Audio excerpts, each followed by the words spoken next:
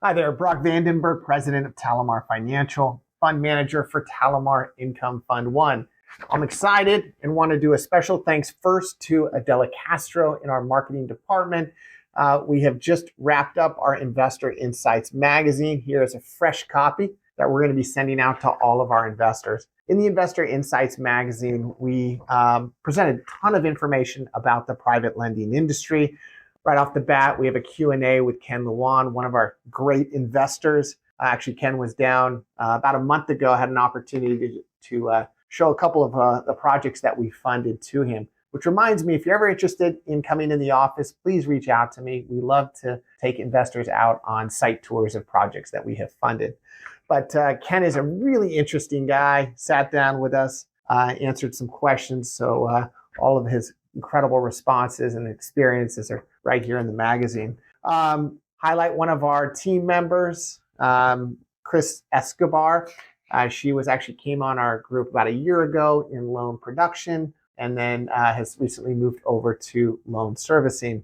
I want to do a special thanks to Geraci Law. Geraci Law helped sponsor the magazine. Thank you very much. Also, we have include a couple of articles. This article is written, was kind of a discussion with one of our investors on the reason he made a transition from trusted investing to investing in the fund. So we kind of highlight some of the decision making that they had about that transition.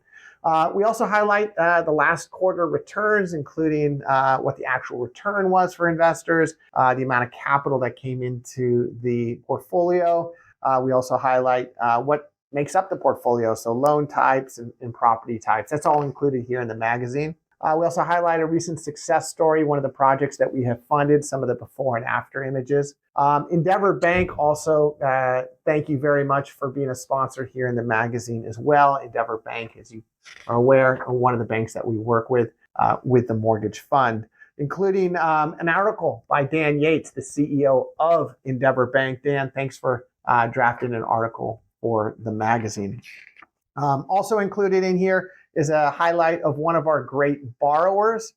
Here we've got Troy Seelan and taking some photos at a project that we have funded. He's wrapping that up. It's actually up in Vista, but he's got a great backstory as well. So that's all included here in the magazine. Some highlights of recent events that we've attended, and then some of announcements, some events that we're going to be going to in the fourth quarter. Want to also thank both Robert Finley with the California Mortgage Association, actually with Wright Finley and Zach, but he's heavily involved with the CMA on writing an article about some of the discussion topics around usury exemptions here in the state of California for private lenders.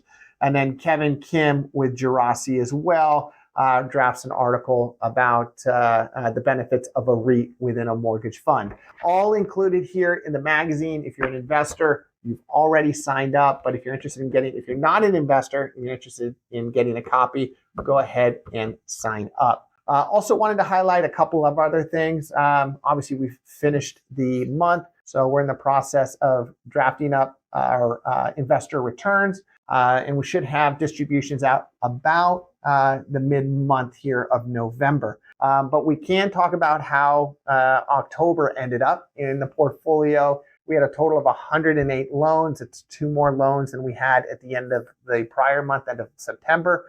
Portfolio grew to $91.4 million. That's about a 3% increase from the prior month. And total interest paid actually jumped over 100,000. So we paid out over 850,000 in interest distributions. That's approximately I would say about a 9% difference from the prior month.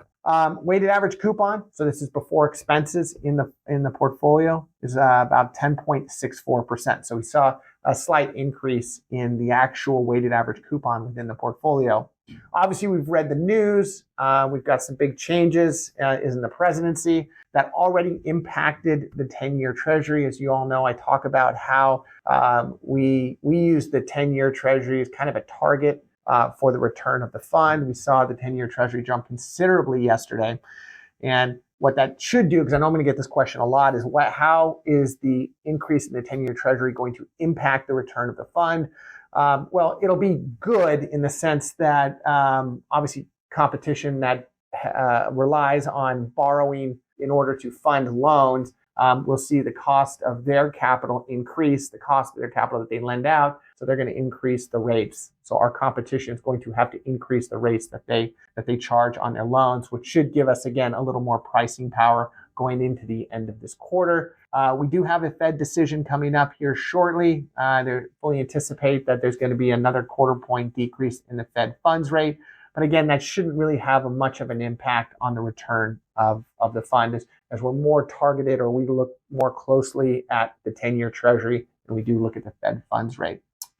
We are actively looking to raise capital. Right now, we're about 95 million in total investor capital. Our goal is to be at 100 million by year end. We have a ton of new loan origination flow coming in. So we have plenty of room for new investor capital to come in. So if you're interested in getting involved, interested to invest in the fund, let us know. If you're interested in increasing your current investment, let us know, because we can get your capital moving for you right away.